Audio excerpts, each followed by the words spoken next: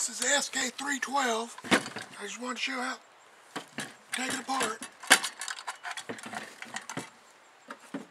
First you unbolt this cap. Take this cap off.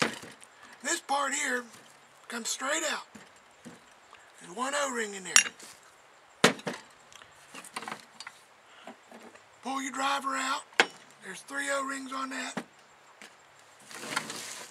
If you want to pull the cylinder out and change O-ring, first you need to unbolt this.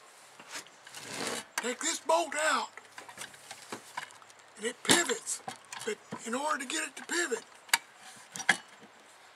you got a spring in here you'll have to take out. Belongs right there. Once you take that spring out, you can move this back, and it tilts back up there. Then this part, this cylinder, comes out this way.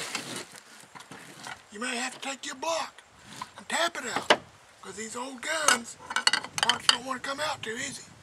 You got one O-ring here. And that's pretty much it. They're old nailers, but they're tough. You still see them around.